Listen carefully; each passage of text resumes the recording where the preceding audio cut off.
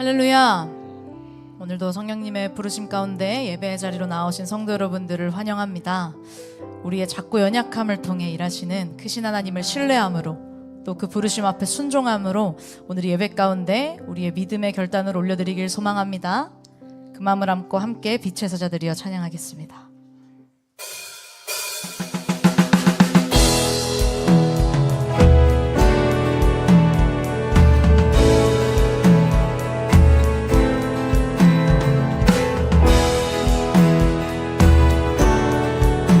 부르심 앞에 반응함으로 함께 박수치며 고백합시다. 빛의 사자들이여, 빛의 사자들이여, 어서 가서 어둠을 물리치고 주의 진리 모르는 백성에게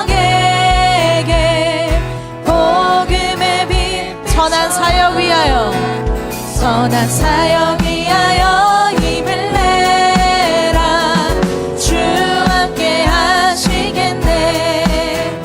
주의 크신 사랑을 전파하며 복음의 빛, 빛의 사자들이여, 빛의 사자들이여,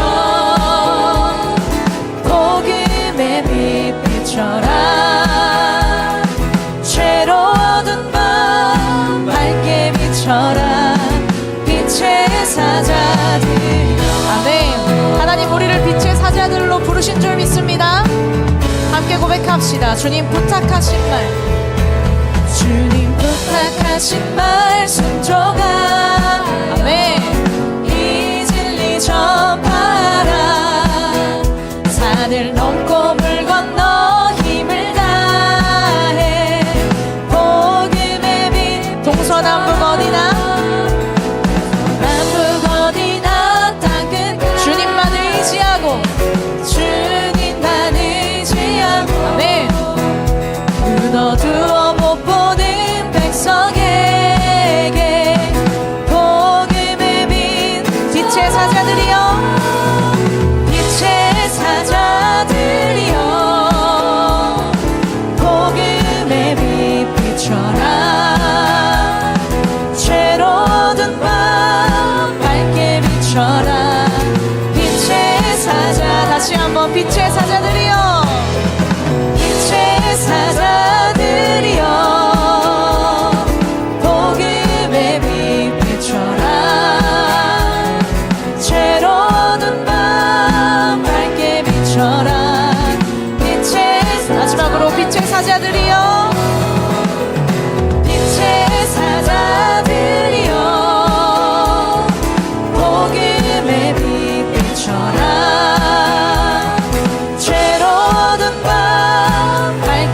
비춰라. 빛의 사자들이여. 아멘. 우리를 부르신 하나님께 영광의 박수 올려드립시다. 할렐루야.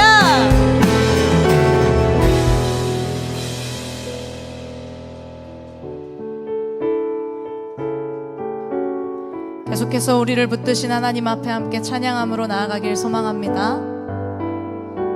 함께 고백합시다. 주 선한 능력으로 안으시네. 주 선한 능력으로 안으시네. 그 크신 팔로 날 붙드시네.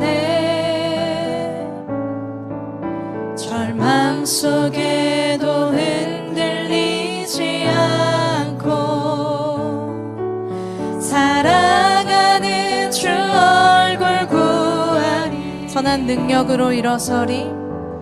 선한 능력으로 일어서리.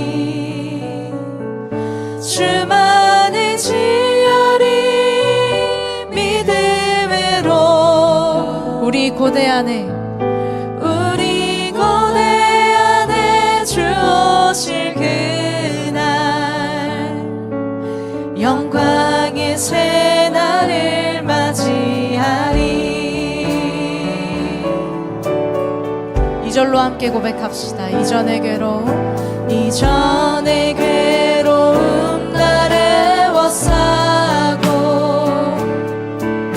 고난의 길을 건 모두 맡긴 주님께 모두 맡긴 우리 영혼 끝내 승리의 날을 맞을 믿음으로 고백합시다. 선한 능력으로 일어서리 주만을 지으리 믿음으로 우리 고대 안에 주 오실 그날 영광의 새 날을 맞이 다시 한번 선한 능력으로 일어서리 능력으로 일어서리 주만 의지하리 주만 의지하리 믿음으로 아멘. 우리 고대 안에 주 오실 그날 영광의 새 날 목소리 높여 함께 고백합시다. 주님이 임하신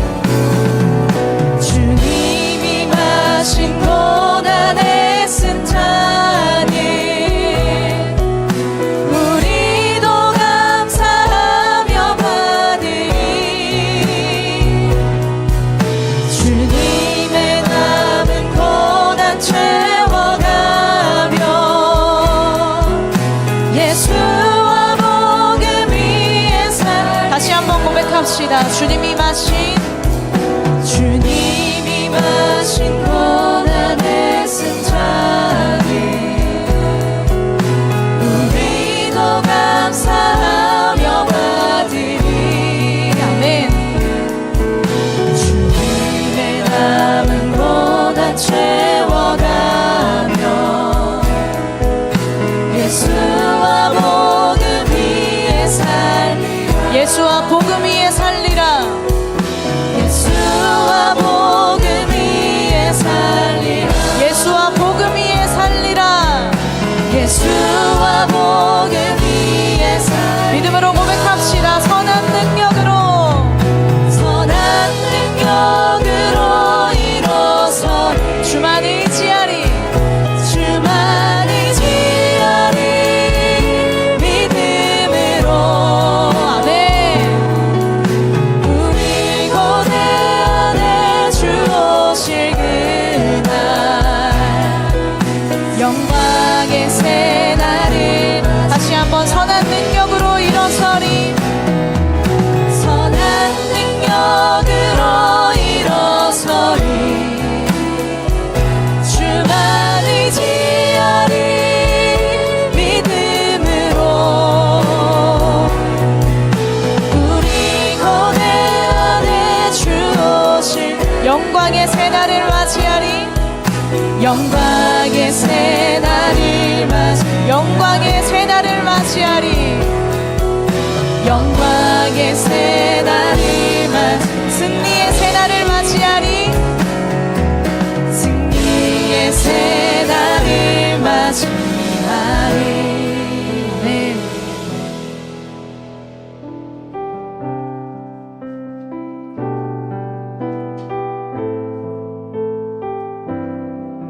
계속해서 우리의 믿음의 고백을 올려드리길 원합니다. 나의 피난처 예수 나의 피난처 예수 의지해요 나의 피난처 예수 의지해요 나의 가는 길을 거센 바람 몰아쳐와도 나의 피난처 예수 의지 다시 한번 고백할까요? 나의 피난처 예수 의지해요 나의 피난처 예수 의지해요 나의 피난처 예수 의지해요 나의 가는 길을 거센 바람 몰아쳐와도 나의 피난처 예수 함께 고백합시다. 아바 아버지 아버지 나를 사랑하시니 나의 모든 것 주께 드려요. 아버지 내가 여기 있으니 주님 영광 위하여 서주세요. 이 절로 찬양합시다. 나는 영원히 주님 사랑해요. 아멘. 나는 영원히 주님 사랑해요. 세상 어떤 것도 나의 사랑 끊을 수 없네.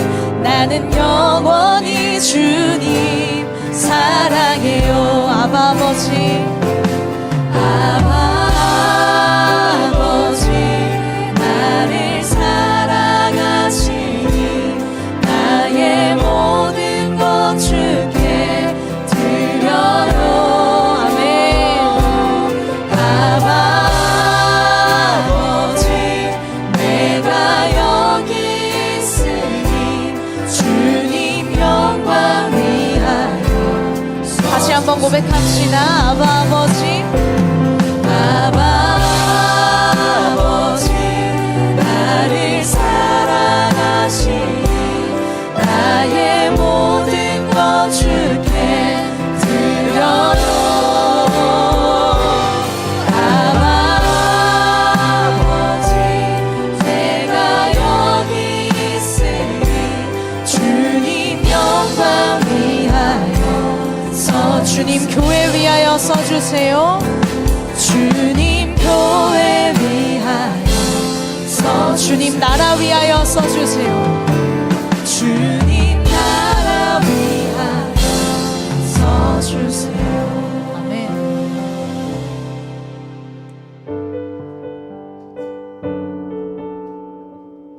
비록 우리는 작고 연약할지라도 크신 하나님은 우리를 통해 일하시는 줄 믿습니다. 그 믿음의 고백을 함께 올려드리길 소망합니다.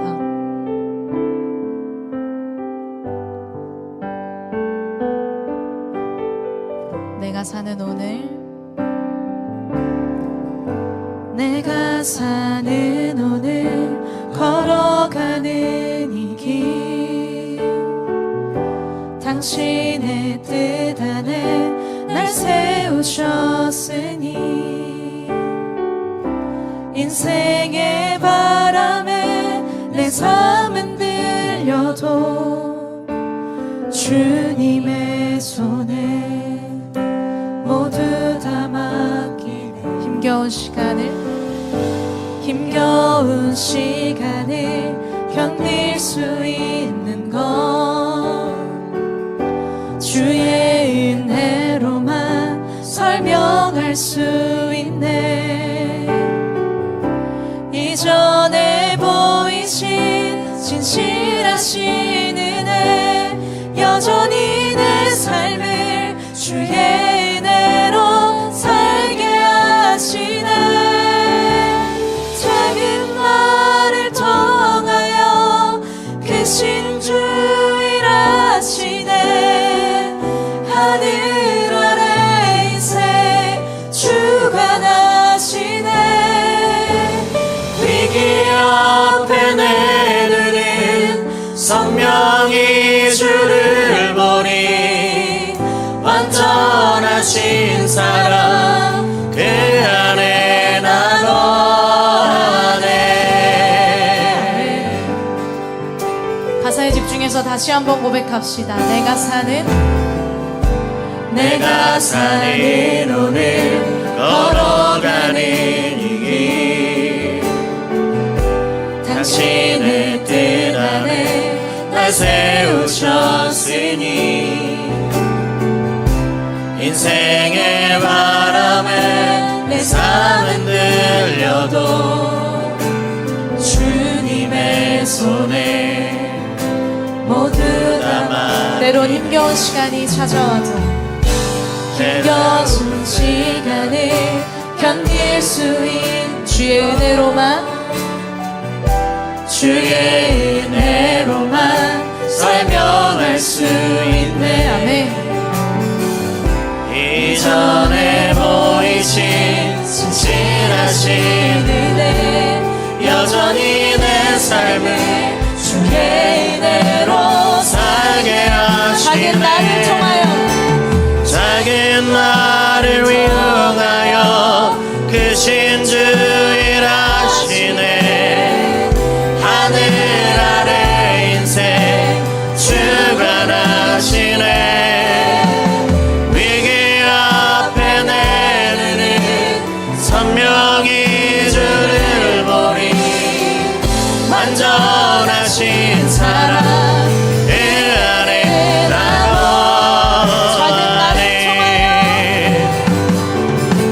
작은 나를 통하여 크신 주 일하시네. 하늘 아래 인생 주관하시네. 위기 앞에 내 주를 선명히 주를 보리. 완전하신 사랑 그 안에 나고 마지막으로 우리의 믿음의 고백을 올려드립시다. 작은 나를 통하여 작은 나를 통하여 크신 주 일하시네. 하늘 아래 인생 주관하시네. 위기 앞에 내 눈을 선명히 주를 보리. 완전하신 사랑 그 안에 나고 하네.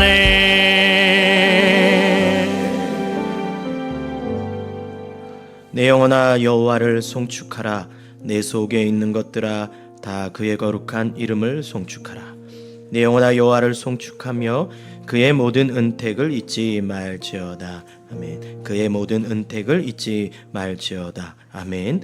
다 함께 자리에 일어나셔서 사도신경으로 우리의 신앙을 고백하겠습니다. 전능하사 천지를 만드신 하나님 아버지를 내가 믿사오며 외아들 우리 주 예수 그리스도를 믿사오니 이는 성령으로 잉태하사 동정녀 마리아에게 나시고 본디오 빌라도에게 고난을 받으사 십자가에 못 박혀 죽으시고 장사한 자의 할머니의 죽은 자 가운데서 다시 살아나시며 하늘에 오르사 전능하신 하나님 우편에 앉아 계시다가 저리로서 산자와 죽은 자를 심판하러 오시리라. 성령을 믿사오며 거룩한 공예와 성도가 서로 교통하는 것과 죄를 사하여 주시는 것과 몸이 다해 사는 것과 영원히 사는 것을 믿사옵나이다. 아멘. 찬양하리 만군의 주 영원히 함께 하시네. 존귀하신 사랑의 왕 영원히 통치하신 찬양하리 찬양하리 만군의 주 영원히 함께 하시네.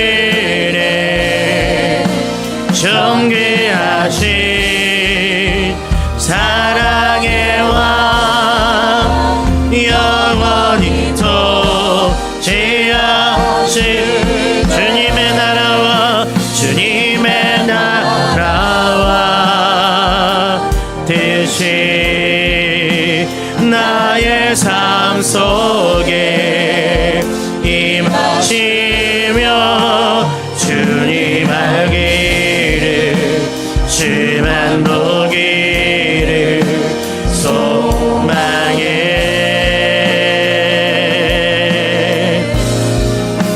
거룩히 살아가 힘과 두려움 없는 믿음 주신 나의 하나님 완전한 사랑 찬양해. 주님의 나라와 주님의 나라와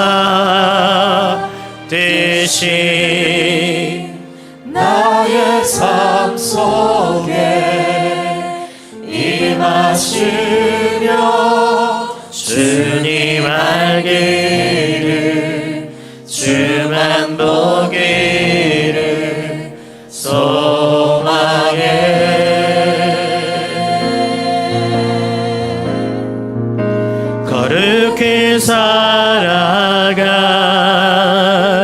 힘과 두려움 없는 믿음 주신 나의 하나님 완전한 사랑 찬양해.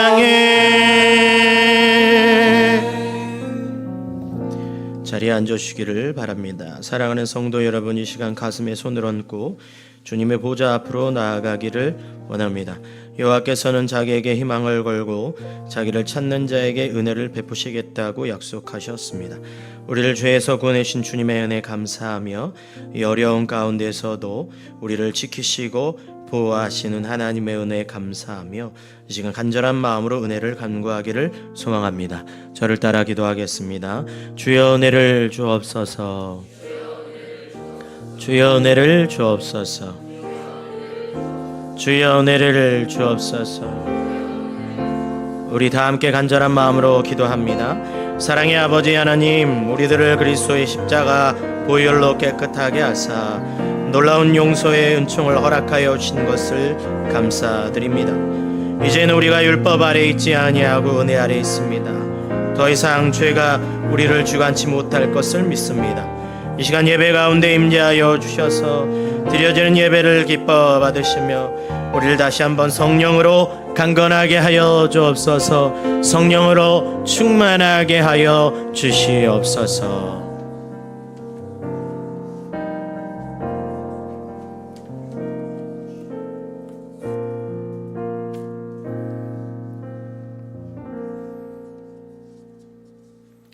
만물의 창조주 하나님 아버지, 푸르름이 가득한 아름다운 이날에 저희를 기억하사 주님 전에 불러주셔서 예배드리게 하시니 감사합니다.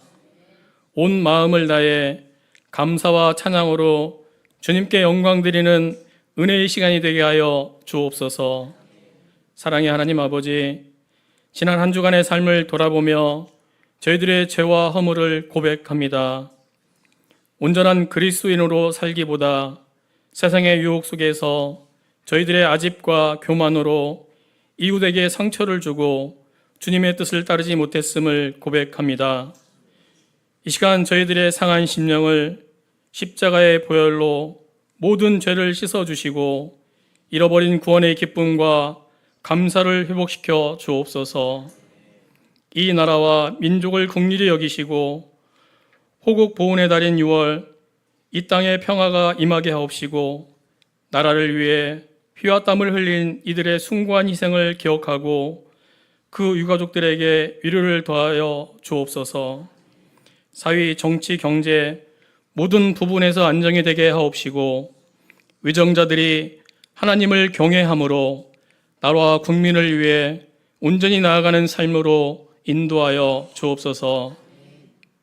은혜로우신 하나님 아버지, 저희 이런 중앙교회가 구원의 방주로 이 세상의 빛을 비추며 사망의 그늘 아래에 있는 이들을 주님께로 인도하는 은혜가 충만하게 하여 주옵소서.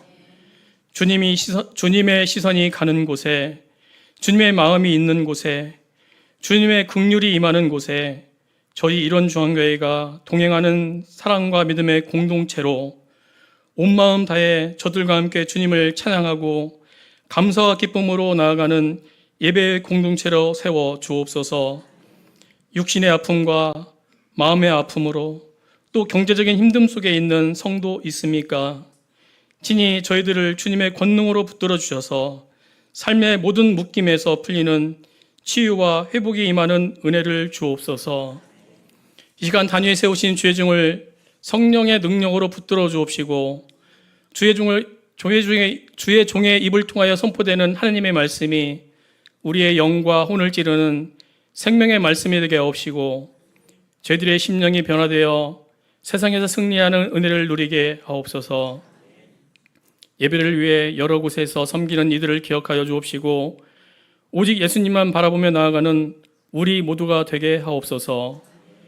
사도 바울의 고백이 우리의 고백이 되게 하옵시고 주님의 나라와 주님의 백성으로 이 세상의 빛으로 나가는 우리 모두가 되길 간절히 소망하며 예수님 이름으로 기도합니다. 아멘.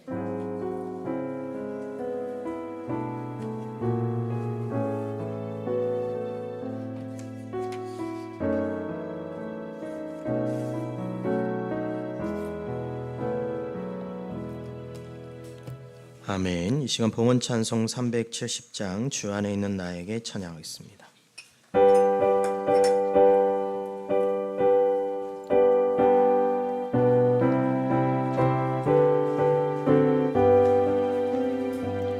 주 안에 있는 나에게 단 근심이 있으랴 십자가 밑에 나아가 내 짐을 풀었네.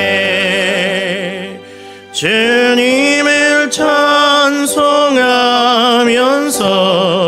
할렐루야 할렐루야 내 어깨 멀검에도 나 주님만 따라가리. 그들여움이 변하여 내게도 되었고 전날의 한숨 변하여 내 노래 되었네. 주님을 찬송하면서 할렐루야 할렐루야 내 앞길 멀고매도 나 주님만 따라가리. 내 주는 자비하셔서 늘 함께 계시고 내 궁핍 마음을 아시고 늘 채워주시네. 주님을 찬송하면서 할렐루야 할렐루야 내 앞길 멀고매도 나 주님만 따라가리. 내 주와 맺은 언약은 영불변하시니 그 날아가기까지는 늘 보시네. 주님을 찬송하면서 할렐루야 할렐루야 내 앞길 멀고함에도 나 주님만 따라가리. 사랑이 많으신 하나님 아버지, 주님 앞에 아름답고 향기로운 예물을 올려드립니다. 드려지는 예물의 손길 위에 주님이 은혜의 은혜를 복의 복을 더하여 주시옵소서. 하나님 11조와 감사와 선교와 각종 향기로운 목적의 예물들로 하나님께 드려지는 이 귀한 예물 주께서 기억하여 주셔서 우리 성도님들의 삶과 또 가정과 계획하는 바와 또 이루고자 하는 모든 소망 가운데 주님께서 놀라운 축복의 역사의 밑거름이 되게 하여 주옵소서.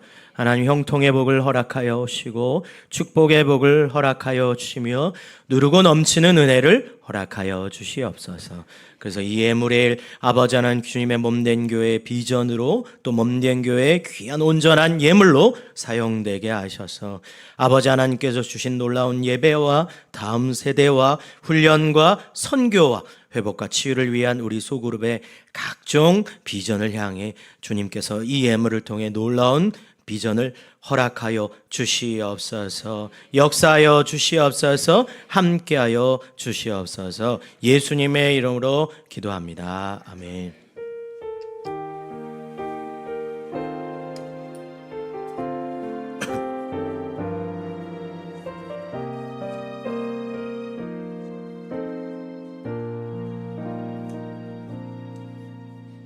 아멘. 교회 소식을 전하겠습니다.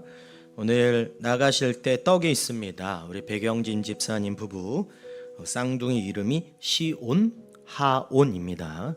여러분 기억해 주셔서 100일 됐다고 떡을 이렇게 귀한 부부가 하셨습니다. 함께 하진 못하셨지만 그래도 할머니가 오셔서 참 요즘은 손주를 위해 할머니가 이렇게 먼 거리 올 정도로 손주 손녀가 참 귀합니다.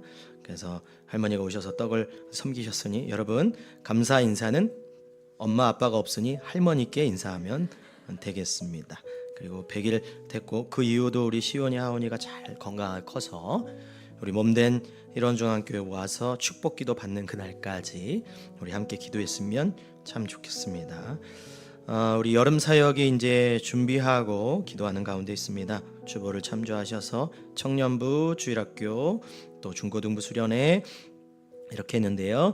다음 주는 우리 청년부가 이제 수련을 앞두고 1일 카페를 진행하려 합니다. 여러분 참고하셔서 우리 청년부들을 위해 또 귀한 수련회를 위한 섬김과 귀한 마음들을 기다리고 있으니 여러분 참고하시면 좋겠습니다. 셀 모임 적극적으로 참여해 주시고 어제 또 토요일 전도했습니다. 이렇게 전체 참석했다고 저한테 자랑하셨어요. 어느 셀인지 말하진 않겠지만 상 줘야겠다고 제가 그렇게 말했습니다. 여러분 마음이 있는 곳에 몸이 있는 줄 믿습니다. 무슨 말인지 이해가 안 되시나요? 네. 수많은 이유들과 핑계들이 있겠지만 결국 마음이 있는 곳에 저는 몸이 있다고 믿는 사람 중에 하나입니다. 교회를 사랑한다고 말만 하는 것이 중요한 것이 아니라 교회에 사랑하는 진짜 일에 우리 몸이 있어야 하는 거고 예수를 사랑한다는 말만 있는 것이 아니라 정말 예수님 마지막 죽을 때 유언처럼 천국 가실 때 주신 그 명령에 우리가 뜨겁게 사랑의 마음으로 실천하는 것이 굉장히 중요한 줄 믿습니다. 그래서 전도하는 일 여러분 꼭 참여해 주시고 3번 묵상 진행 중에 있고요. 가정 축복 기도문도 여러분 참조하시고 주님은 나의 최고봉이라는 책을 가지고 하는데 어떤 분이 그런 질문하시더라고요. 목사님 책하고 좀 다른 것 같아요 라고 하는 분이 있습니다. 여러분 그대로 하면 표절 시비에 걸려요. 세상 돌아가는 걸 잘 모르시나 본데요. 여러분 저 조사받고 싶은 마음 없습니다. 그러니까 제가 한번 그 주님은 나의 최고봉을 읽고 제 스타일로 한번 바꿔서 이렇게 이제 3번 묵상하니까 글도 한번 읽으시고 또 주님은 나의 최고봉의 글도 보시고 영상도 보시면 참 좋겠습니다. 이따 예배 마치고 재직회 있고요. 나머지 광고는 주보를 참조하시면 감사하겠습니다. 인생의 방황은 하나님 품 안에서 끝이 나고 신앙생활 방황은 교회의 정착에서 끝이 납니다. 앞뒤 옆 사람에게 우리 인사하겠습니다. 하나님의 사랑이 하나님의 사랑이 당신의 삶 가운데 가득하기를 축복합니다. 하나님의 은혜가 우리 가운데 가득하길 기도하 하나님의 사랑이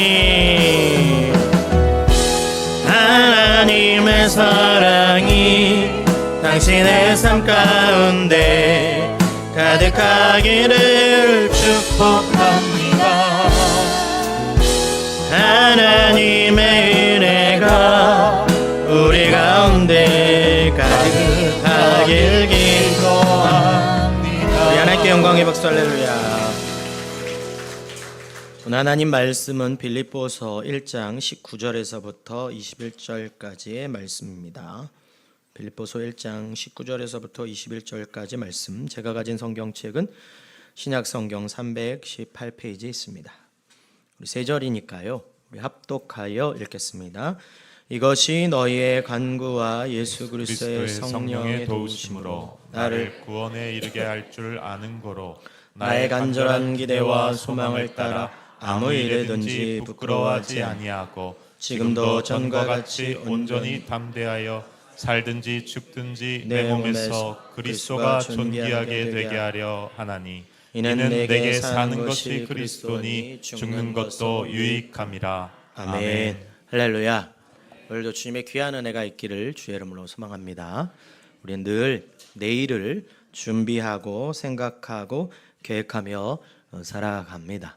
마치 내일이 언제나 영원할 것처럼 계획을 잡고 식사 약속들을 잡고 또 내가 준비하는 것들을 준비하며 살아갑니다. 그렇게 오늘을 내일을 하루하루 그렇게 열심히 준비하다 보면 우리 안에 안도감과 확신이 있습니다. 내일은 반드시 존재할 거야. 난 내년 1년 뒤, 10년 뒤를 준비할 거야. 청소년이든 어른이든 상관없이 인생의 운전대를 내가 잡고 때로는 가속 페달을 밟고 때로는 브레이크를 밟으면서 내 인생을 내 마음대로 드라이브하고 운전하며 살아가는 것이 오늘날 우리의 인생에 어떻게 보면 우리를 움직이고 있는 우리의 작은 확신 중에 하나이죠.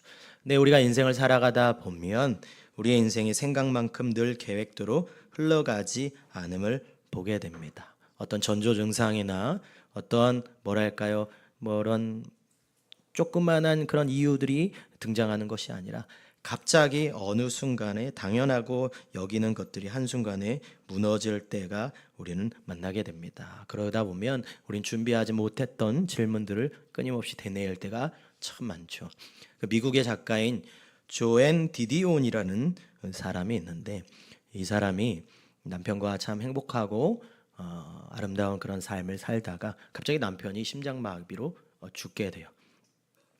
남편과 그런 심장마비로 죽게 된 그 상황을 너무 가슴 아파하면서 자신의 자전적 고백록 같은 책을 하나 썼는데 그 책 제목이 상실입니다. 그 상실이라는 내용을 보면 저녁 식사를 준비하는 자기의 모습을 보다가 문득 그런 글을 써요.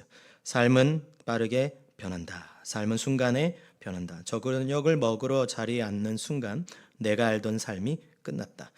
갑작스레 재앙이 일어났을 때 우리는 이 도무지 있을 수 없는 일이 일어나기까지 얼마나 평소와 다를 바 없었던가 하는 생각에 몰두하게 된다. 성도여, 우리는 내일도 모레도 알 수 없지만 내일도 모레도 알 수 없는 그 시간 속에 우리는 당연히 내일도 올 거야, 모레도 올 거야라는 그 안도감 속에 살고 있다는 거예요. 그러다 갑자기 우리가 예상치 못하는 그 순간, 오늘 이 여인의 남편처럼 심장마비로 탁 죽게 되면 저녁 그 식사, 평온했던 그 시간도 끔찍한 시간이 되었음을 보게 되는 거죠. 세상을 우리 주위에 돌아보면 참 이런 일들이 허다합니다. 평안하게 살다가도 갑작스럽게 인생을 마감하고 급사하거나 또 객사했다는 이야기들을 들으면 참 마음이 아프죠. 근데 그리스도인들도 이거에서 자유하지 못함을 사실 우리는 봅니다. 부정하고 싶지만 예수를 믿고 교회를 다니고 복을 빌며 주님이 주시는 그 은혜 가운데 우리의 삶도 괜찮을 것 같지만 우리 인생도 이런 고난이 찾아올 때가 참 많죠. 예수 믿는 사람들에게 이런 고난과 아픔이 다가올 때 오는 질문의 가장 뼈아픈 질문이 뭔지 아세요? 하나님은 왜 이걸 허락하셨나요? 라는 질문입니다. 우리가 인생을 살아가다 보면 예수를 믿고 이렇게 살아가는데 그 엎은 고난과 어려움을 우리가 마주할 때 왜 하나님이 이것을 허락하셨는가라는 질문이죠. 때로는 신앙을 제대로 살지 못했고 때로는 예수를 잘 믿지 못했던 분들은 그런 고난을 만나면 내가 이런 잘못을 했나 보다라고 생각하지만 우리 주위에 보면 예수를 믿으려고 자신 인생을 버리고 심지어 선교제에 가서 목숨을 바치며 때로는 자기의 젊은 인생을 하나님께 바쳤던 신실한 백성들이 갑자기 그런 고난을 만나면 정말 우리는 당혹스러움을 느끼지 않을 때가 참 많죠. 미국의 선교사님 중에 램 터커라는 사람이 있어요. 이 선교사님은 아프리카 미국인 기독교 지도자인데 얼마나 이분이 사역을 참 잘했던지 흑인과 백인 사이에 있는 그 갈등을 봉합하고 참 연합 사역을 했고 가난한 사람과 권력 가진 사람들을 다 동등하게 대하면서 참 매우 드문 능력을 가진 리더십의 재능을 가진 사람이었어요. 사역의 날로 번창하고 부흥하고 교회가 날로 커져가는 그런 상황 속에 30 중반에 암에 걸리게 됩니다. 암에 걸리고 돼서 사랑하는 아내와 어린 자녀들을 놓고 갑자기 세상을 떠나게 돼요. 많은 성도들과 많은 사람들이 아까도 했던 그 질문, 하나님 지금 뭐 하고 계세요? 이게 무슨 일입니까? 왜 이것을 허락하셨습니까? 선교사 중에 엘리자베스 엘리엇이라는 사람이 있는데 그분이 쓴 책 중에 새긴 우상을 만들지 말라라는 소설이 있어요.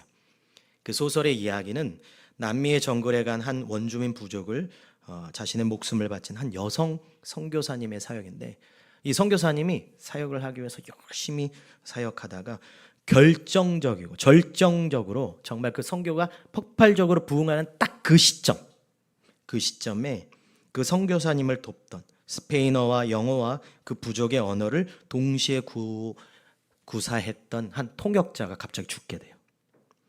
그러면서 그의 모든 평생에 걸렸던 그 선교 사역이 아마존 강물과 같이 흘러내려 버린 그런 안타까운 이야기를 책으로 썼어요. 많은 독자들이 그 책을 읽고 선교사님에게 엘리엇에게 따졌습니다. 하나님은 절대 이런 일을 허락하지 않는데 왜 이런 소설을 쓰셨어요? 우리가 이 글을 보는데 너무 마음이 불편합니다 라고 했더니 그 엘리자베스 엘리엇이 소설이지만 실제로 일어났던 일입니다 라고 얘기해 주세요. 성도 여러분, 우리는 이런 이야기를 들으면 반발심이 막 나옵니다. 예수를 믿는데도 고난이 온다고, 예수를 믿고 하나님을 믿는데도 왜 우리는 이런 아픔이 오는 거냐고, 왜 하나님은 이런 일들을 허락하시지, 왜 때로는 병을 만나게 하시고 왜 때로는 가정에 이런 어려움들을 만나게 하신 이유가 뭐야? 끊임없는 질문과 끊임없는 되뇌임 속에 우리는 깊은 현실적인 이 질문 앞에 마음이 무너지고 당혹함을 겪게 돼요. 오늘 본문의 빌립보 교회가 딱 그러했습니다. 복음의 사역이 날로 번창하고 바울의 놀라운 그 구원의 역사와 전도 사역이 막 넘쳐나며 교회가 날로 부흥하고 공동체가 날로 회복되고 치유되는 딱 그 순간 바울이 감옥에 갇히게 됩니다. 감옥에 갇힌 바울보다도 감옥에 갇혔다는 소식을 들은 빌립보 교회 성도들이 당혹하기 시작해요. 하나님은 뭐하고 계시지? 왜 이런 일을 허락하셨지? 지금 교회가 날로 부흥하고 날로 번창하며 날로 우리가 좋은 일이, 야, 주님이 이런 일을 하셔 하하호 하는 이 놀랍고 축복의 공동체 가운데 하나님이 이 일을 허락하신 이유가 뭔가 다들 당혹하고 놀라기 시작합니다. 왜 하나님은 이것을 허락하셨는가? 그때 바울이 놀라운 고백을 해요. 12절인데 우리 한번 읽어볼까요? 시작. 형제들아, 내가 당한 일이 도리어 복음 전파에 진전이 된 줄을 너희가 알기를 원하노라. 아멘. 그 진전이란 단어가 나옵니다. 헬라어 단어로 프로코페라는 말인데 이 프로코페어는 군인들이 진지를 구축하고 어디를 가기 전에 먼저 선발대가 있잖아요. 그 선발대가 가서 이 땅을 터고 길을 내면서 때로는 바위를 깨고 풀을 매는 그 단어가 진전이라는 단어예요. 바울은 자기가 감옥에 갇혔는데 어떻게 생각하고 있냐? 내가 비록 몸은 감옥에 갇혀 있지만 하나님은 지금 길을 열고 있다. 이런 표현을 하고 있는 것이죠. 그러면서 더 놀라운 것은 자기 스스로에게도 복음의 사역뿐만 아니라 자기 스스로에도 놀라운 것을 고백하는데 19절입니다. 이것이 너희의 간구와 예수 그리스도의 성령의 도우심으로 나를 구원에 이르게 할 줄 아는 고로라고 얘기해요. 아는 고로.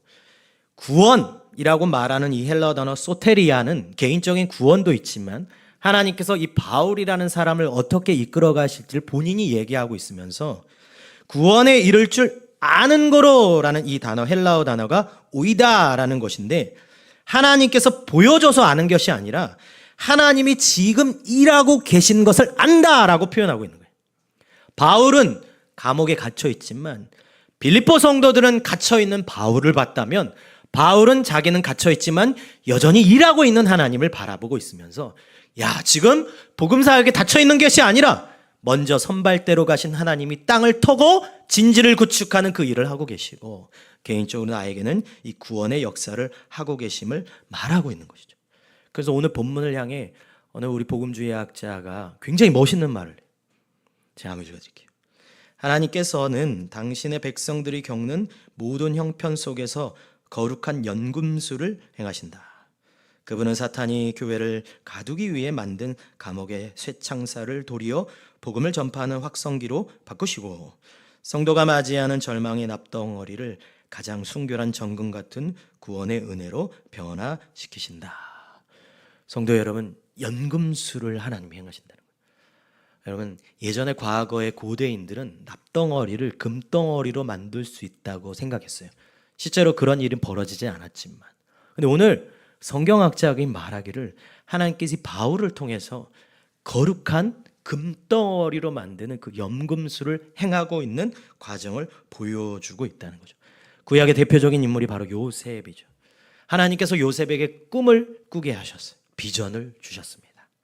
우리가 생각하는 그 비전은 뭡니까? 꿈은 뭐예요? 하나님 나에게 꿈을 주셨으면, 비전을 주셨으면 그 다음 스텝을 하나님이 다 예비해 놓고 다 준비해 놓으신 거라고 생각하는 것이 우리의 마땅한 마음이잖아요. 하나님께서 나에게 거대한 꿈을 주셨으니까 이젠 나의 삶은 달라질 거야. 근데 요셉의 삶은 어땠습니까? 형제가 배신하고 열심히 일했던 곳에서 죽임을 당할 정도로 공포를 맞이하고 결국 감옥에 갔죠. 그때 요셉은 하나님께 어떻게 기도했을까요? 하나님, 이게 대체 무슨 일입니까? 차라리 나에게 꿈을 주지 않으셨다면, 나에게 차라리 비전을 주지 않으셨다면 난 그런 허황된 기대를 하지 않았을 뻔한데 괜히 나에게 꿈을 주셔가지고 이 상황들이 무엇입니까? 라고 얘기하지 않겠어요? 근데 하나님께서는 그 무가치하다고 여기는 그 감옥과 같은 시간들, 그 배신과 아픔에 무가치한 그 시간들을 하나님의 손에 맡겨드렸더니 그것을 금으로, 거룩한 염금술로 만드신 줄 믿습니다. 하나님께서는 때로 우리에게 무가치하고 가치 없는 시간들을 만나게 하실 수도 있어요. 하나님, 이것이 무엇입니까? 굳이 이것을 내가 만나게 하신 이유가 무엇이죠? 이런 병이, 이런 고난이, 이런 상황이, 이런 어려움들을 만나게 하신 이유가 무엇입니까? 라고 질문하고 끊임없이 되뇌일 때 바울은 우리에게 말합니다. 나는 안다. 지금도 하나님이 역사하고 일하고 있다고 안다라고 고백하고 있는 거죠. 그런 의미에서 어느 성경학자는 바울이 보여주는 위대한 신앙의 태도는 바로 여기 있다. 그는 자신이 하나님의 전체 그림을 다 볼 수 있다고 기대하지 않았다. 깊은 어려움과 비극의 한복판에서 그는 다만 이렇게 믿음으로 고백하고 있는 것이다. 하나님께서 이것을 어떻게 금으로 바꾸고 계신지 나는 다 알 수 없습니다. 그러나 그 거룩한 섭리의 작은 모퉁이라도 보기를 원합니다. 성도 여러분, 바울은 큰 그림 보여달라고 기도하지 않았다는 거예요. 앞으로 역사의 스텝이 어떻게 될지를 보여달라고 안 했대요. 지금 당장의 작은 변화라도 내게 보여주신다면 그럼 하나님이 일하심을 저는 확신할게요 라고 이야기하고 있는 거예요. 실제로 성경학자들이 하나같이 말하기를 바울이 감옥에 갇혀있는 그곳에 군인들이, 죄수들이, 간수들이 복음을 듣기 시작했다는 거예요. 작은 변화들이 일어나기 시작했다는 거예요. 성도 여러분, 이것이 믿음입니다. 믿음은 때로는 고난과 어려움 속에서 이유를 다 설명을 듣지 못한다 할지라도, 큰 그림을 다 이해하지 못한다 할지라도 믿음은 어둠 속에 하나님은 지금도 여전히 일하신다, 여전히 역사하신다는 것을 붙드는 것이 믿음인 줄 믿습니다. 때로는 무가치하고 납덩어리와 같이 쓸데없는 그런 물질의 시간들이 우리에게 흘러간다 할지라도 아니야, 하나님은 거룩한 연금술로 지금 나의 삶을 금덩어리로 만들고 있어 라고 하는 것이 바로 믿음인 것이죠. 빌립보 교회 성도들은 갇혀있는 바울을 보았다면 바울은 일하고 있는 하나님, 그 신실한 하나님, 역사하신 하나님을 바라보고 있는 줄 믿습니다. 마찬가지, 여러분 삶에 희망이 있어요. 여러분 삶에 소망이 있습니까? 이 최대근이라는 이 사람의 인생에 소망이 얼마나 있겠어요? 우리 늘 똑같은 삶의 패턴과 비슷한 삶을 지난주도 지지난주도 그렇게 삶을 가는 것이 우리의 인생이잖아요. 아무리 돌아봐도 소망이 없고 아무리 보아도 희망이 없는, 그런데 나를 바라보시는 그 하나님이, 나를 역사하시고 간섭하시고 나와 함께 하시는 하나님께서 전능의 하나님, 능력의 하나님이라면, 그 하나님이 내 인생을 주관하시고 지키고 계시다 하면 우리의 인생은 거룩한 연금술, 그 금덩어리가 될 줄 믿습니다. 여러분, 페르시아에 가면 수제 카페트가 참 비싸대요. 전 페르시아는 가보진 않았지만 옛날에 우리 어린 시절에 보면 그 중동에 갔다 오신 분들이 가끔 그런 얘기를 하셨어요. 진짜 비싼 수제 카페트를 사오신 분들이 더러 계셨어요. 우리 제가 예전에 사역했던 분도 그 중동에 가셔서 뭐 러그라 그러냐, 아무튼 바닥에 까는 그런 카페트를 정말 비싼 가격에 이렇게 사오신 분들이 더러 계시는데, 여러분 그 수제 카페트를 이렇게 만들 때 어떻게 만드냐면, 사진을 한번 보여주시면 저렇게 뒷면을 먼저 이렇게 한대요. 앞면이 저렇게 화려하다면 뒷면은 저렇게 그냥 실타래로 막 얽혀 있는 거예요. 전문가의 손에서 저렇게 카페트를 만들 때 앞면이 어떤지 모르고 뒷면만 보면 너무 엉망진창인 거죠. 그런데 뒷면이 완전히 완성되고 앞면을 봤을 땐 저렇게 화려한 카페트 모양이 되는 거죠. 성도 여러분, 여러분의 인생이 실타래처럼 막 꼬여 있는 것처럼 느껴지십니까? 내 가정과 내 삶과 마치 요셉처럼, 바울처럼 그렇게 얽혀 있는 실타래처럼 돼 있나요? 여러분, 그 기간을 우리가 참고 인내하며 믿음으로 확신하며 나아간다면 우리는 하나님께서 바라고 원하는 아름다운 걸작품이 될 줄 믿습니다. 그런 믿음을 가지고 저와 여러분이 오늘을, 내일을 살아갔으면 참 좋겠어요. 네, 여러분, 그런데 참 문제는 뭐냐면, 하나님께서 나를 역사하시고 하나님 나를 귀한 걸작품으로 만들어 가시며 하나님께서 나를 고난 가운데에서도 귀한 연금술로 거룩하게 정금처럼 만든다는 사실을 아는데, 진짜 문제는 뭘까요? 이렇게 보면 어떤 사람은 고난을 만나면 정금처럼 단단해져 가는데, 안타깝게도 어떤 사람들은 고난을 만나면 좌절하고 낭망하고 원망하며 영원히 무너지는 것을 많이 본다는 거예요. 그럼 우리 어떻게 바울처럼 거룩한 연금술인 이 금덩어리로 되어가는 과정 속에 바울과 같은 신앙 고백을 할 수 있으려면 우리는 어떻게 해야 할까? 결정적인 비밀이 하나 있어요. 그게 바로 21절입니다. 우리 21절 한번 읽어볼까요? 시작. 이는 내게 사는 것이 그리스도니 죽는 것도 유익함이라. 아멘. 바울이 붙잡고 있는 비밀이 하나 있어요.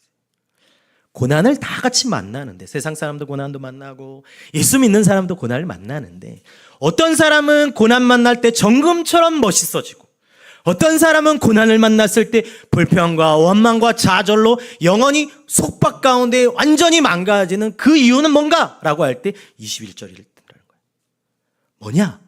고난의 크기가 중요한 것이 아니라 고난 가운데 누구를 붙잡느냐가 훨씬 중요한 것임을 말하고 있는 거예요. 바울은 우리에게 말한 것이 감옥의 크기가 중요한 것이 아니라 감옥 속에서 누구를 붙잡고 있는가가 중요하다는 거예요. 어려운 병, 문제를 붙잡고 있는 것이 아니라 그 문제와 병 넘어서 누구를 바라보냐가 훨씬 더 중요한 삶의 중심, 삶의 중심축, 내 가운데 내가 붙잡고 있는 것이 무엇인지를 바울이 이야기하고 있는 거예요. 그게 누굴까요? 그리스도라는 거예요. 그리스도라는 거예요. 화면에 있는 거 우리 한번 가슴에 손을 얹고 같이 한번 읽어볼까요? 내가 감옥 안에서 부끄러워하지. 시작. 내가 감옥 안에서도 부끄러워하지 않을 수 있는 이유가 있습니다. 내가 죽음 앞에서도 담대할 수 있는 이유가 있습니다. 내가 어떤 상황에서도 무너지지 않을 수 있는 이유가 있습니다. 왜냐하면 내게 사는 것이 그리스도이기 때문입니다. 아멘. 이게 바로 21절의 핵심입니다. 내가 감옥에 있어도 부끄러워하지 않는 이유가 있습니다. 내가 죽음 앞에서도 담대할 수 있는 이유가 있습니다. 내가 어떤 상황 속에서도 무너지지 않는 이유가 있습니다. 왜? 내게 사는 것은 예수 그리스도를 나는 붙잡고 살기 때문입니다. 라는 거죠. 성도 여러분, 여러분 무엇을 붙잡고 살아가십니까? 여러분이 붙잡고 있는 중심축은 무엇입니까? 이것만 이뤄서는 절대 안 된다는 그것을 누군가 문제와 고난이 붙잡고 여러분 힘들게 한다면 여러분 그것이 무너지고 말 것이에요. 우리의 삶의 중심에 무엇을 두고 왔는지, 내 중심축이 무엇인지는 고난 가운데 그 선명하게 드러나게 됩니다. 예를 들어 이 세상에서는 많은 삶의 정의들이 있겠지만 요즘 사람들을 보면 즐거움인 것 같아요. 그래서 요즘 청년들을 만나고 얘기를 해보면 주말을 기다리는 청년이 제가 옛날에 청년부 할 때 있었어요. 한 주 동안 열심히 일하면서 늘 그 주말에 놀 생각에 늘 행복해하는. 목사님 저 여행 가요.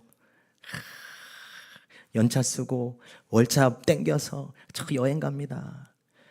월요일부터 금요일까지, 월요일부터 목요일까지는 죽을 인상으로 회사를 다니지만 금요일만 되면 내일 쉴 생각에 행복한 그런 청년들이 요즘 많죠. 뭐 청년뿐만이 아니잖아요. 요즘 대부분이 사람들이 그렇잖아요. 출근하는 월요일이 제일 지옥 같은 그런 그 인생은 뭘까요? 즐거움을 위해 버티는 인생. 월화수목이 그냥 버티는 인생.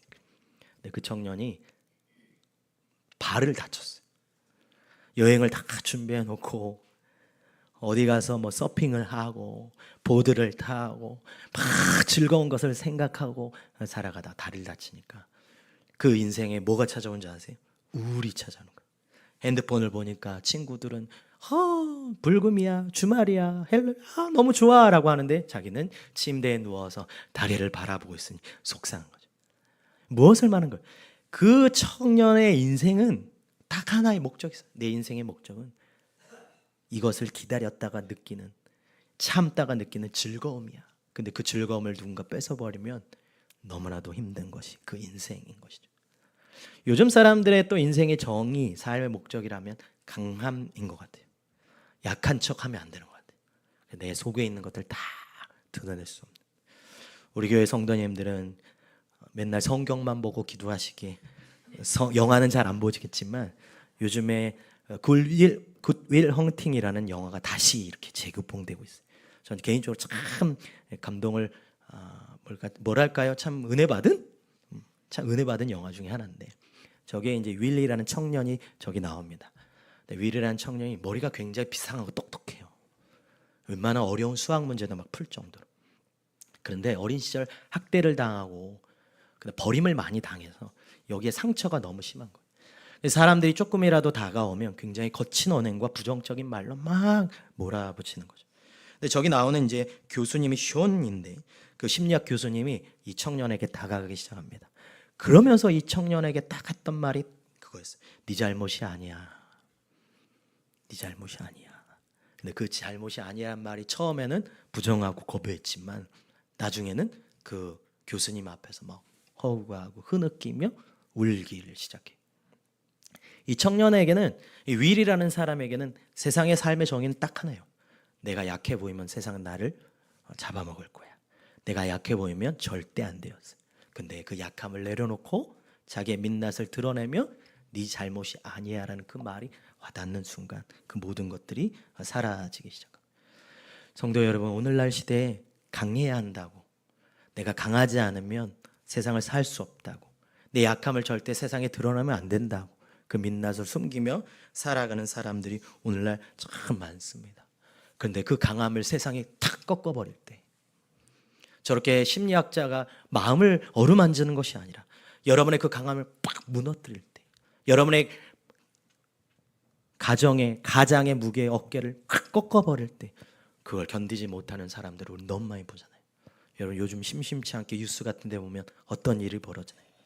아버지가 가족을 다 태우고 갑자기 바닷가에 막 뛰어드는, 아버지 자기 스스로가 이 어려운 환경을 못 버티니까 자녀들이 너네가 어떻게 버틸 수 있겠어? 그 자녀들의 인생과 그 자녀들의 삶조차도 아버지가 재단해버리는, 그러면서 자살이든 어떤 막 연탄이든 뭐 비일비재한 안타까움들이 요즘 많잖아요.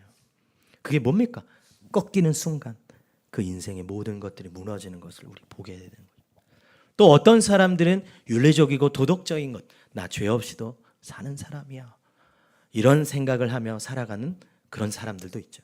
그래서 여러분 잘 아는 레미제라블이라는 소설을 보게 되면 거기에 나오는 경감이 나오잖아요.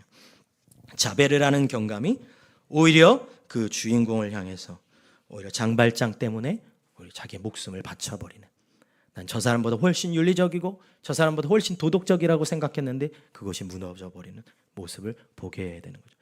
사실 우리 주위에 보면 즐거움이든 윤리 도덕이든 강함이든 상관없이 요즘에 우리 사람들이, 요즘 우리 세대들이 가장 이것만은 있어야 되는 것은 무엇일까라고 할 때 가족인 것 같아요.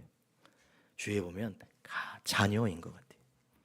그래서 미국도 요즘은 자녀가 너무 귀해서 미국의 어머님들의 요즘 유행하는 단어가 장디깎기 어머니래요.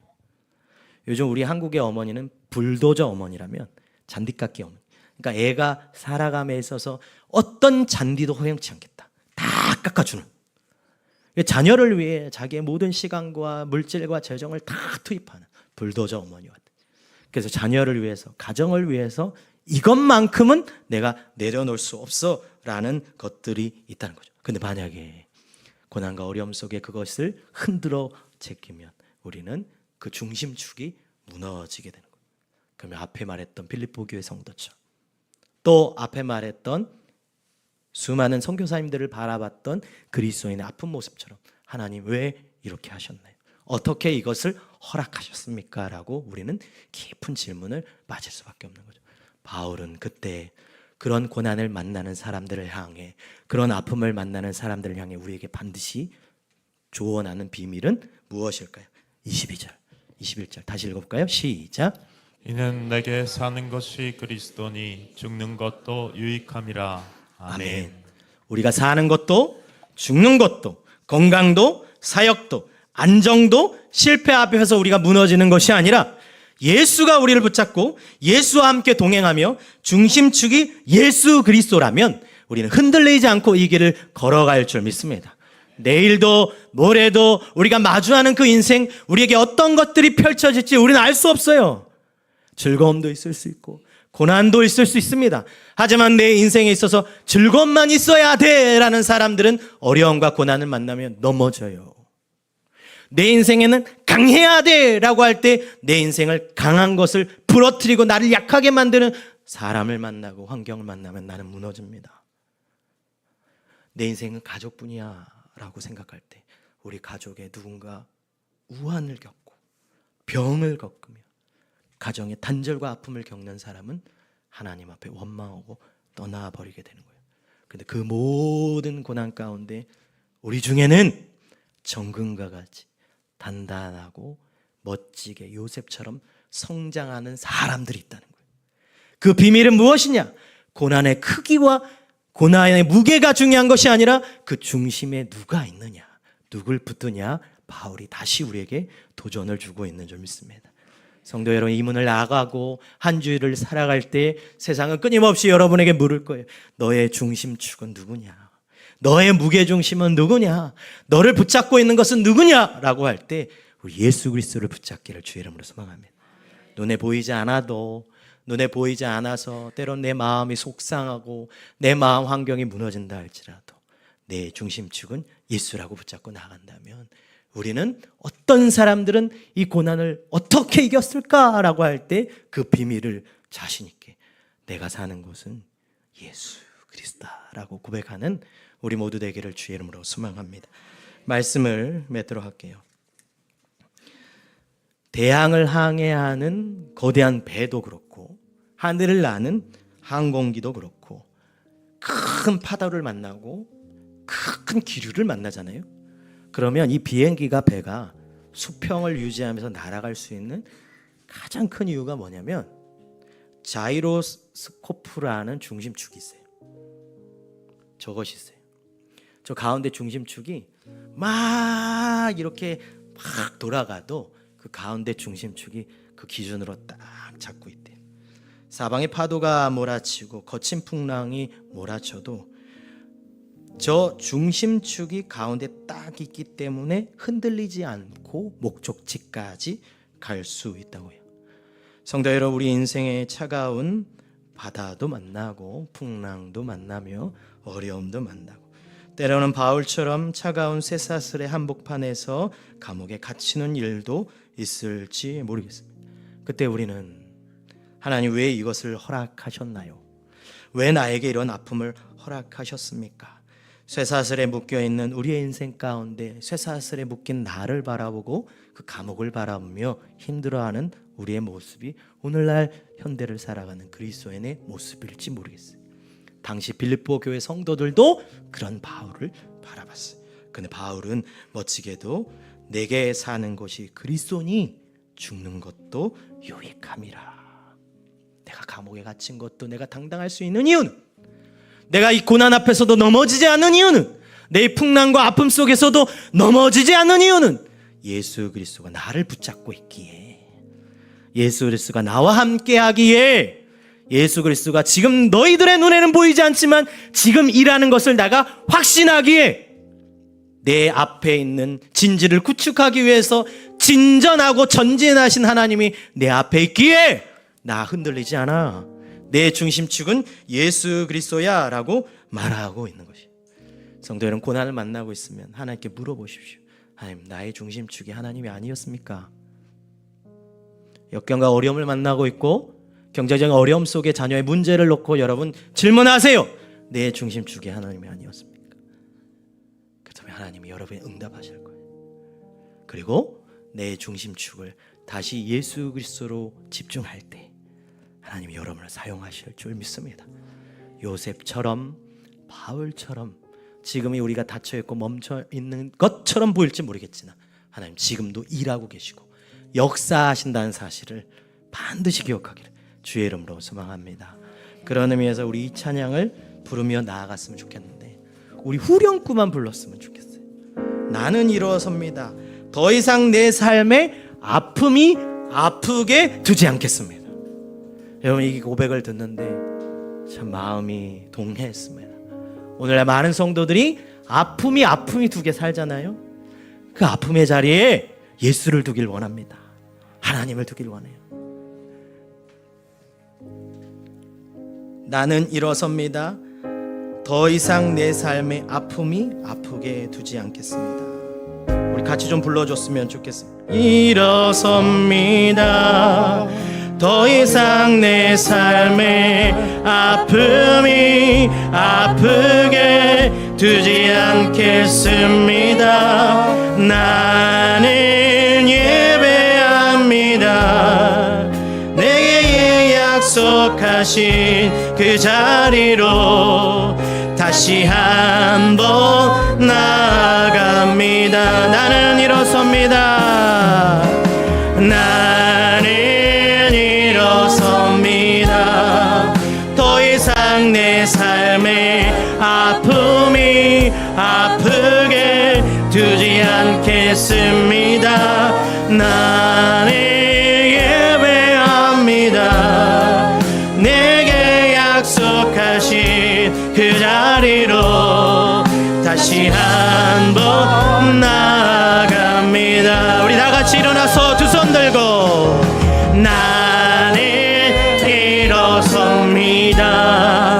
더 이상 내 삶의 아픔이 아프게 두지 않겠습니다. 나는 예배합니다. 내게 약속하신 그 자리로 다시 한번 나아갑니다. 우리 이 시간 가슴에 손을 얹고 나는 일어섭니다. 더 이상 내 삶의 아픔이 아프게 두지 않겠습니다. 나는 예배합니다. 내게 약속하신 그 자리로 다시 한번 우리 다시 한번 속사람에게 나는 일어섭니다. 나는 일어섭니다. 더 이상 내 삶의 아픔이 아프게 두지 않겠습니다.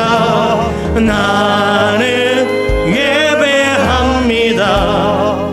내게 약속하신 그 자리로 다시 한번 나아갑니다.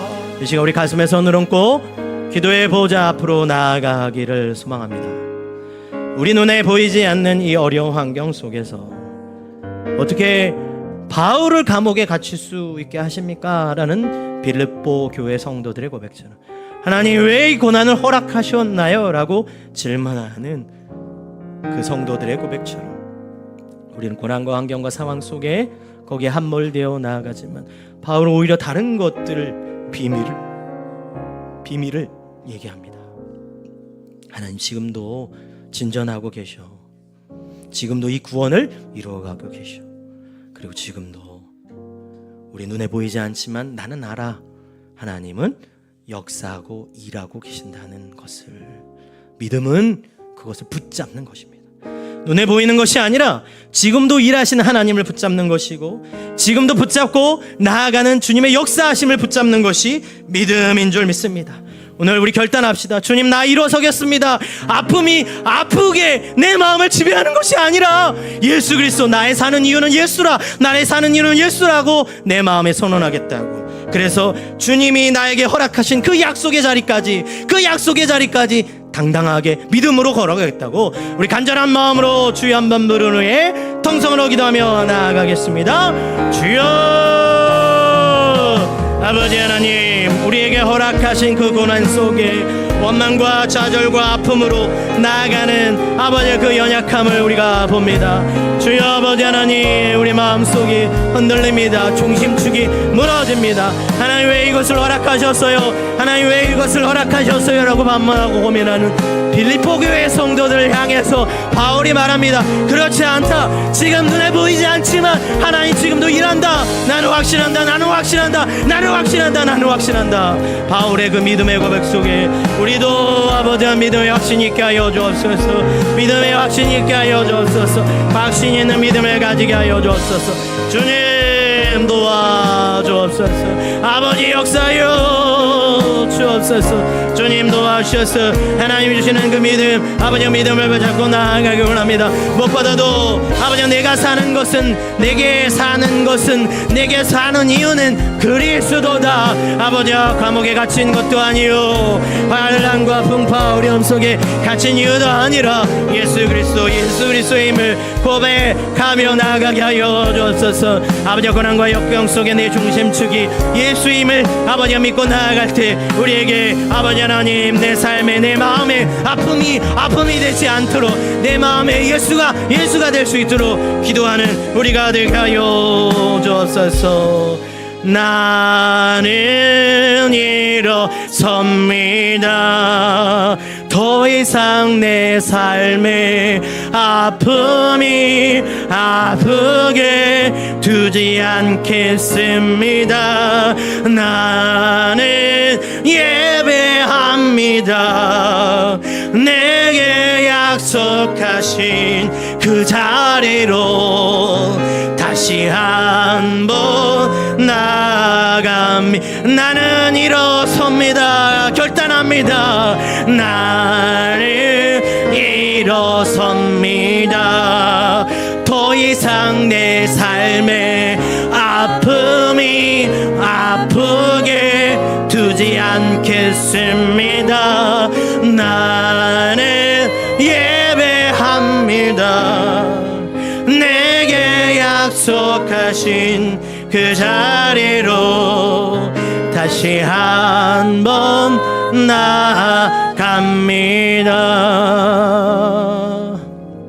지금은 우리 주 예수 그리스도의 은혜와 하나님의 극진하신 사랑과 성령의 교통하심이 내 마음 속에, 내 인생 속에, 내 환경 속에 고난이 찾아왔을 때 내 마음에 아픔을 쉽게 허락했던 우리, 원망과 좌절과 무너짐과 감옥 같은 인생을 허락했던 우리에게 바울이 말하기를 그거 다 소용없고 예수 그리스도만 붙잡으면 된다고 말하기에 그것을 믿고 결단하며 이제 내가 사는 이유가, 내가 삶의 목적이, 내 삶의 정의는 예수 그리스도입니다 라고 고백하고 정의하며 결단하고자 하는 우리 교회 성도 위에 영원히 함께 있을지어다. 아멘.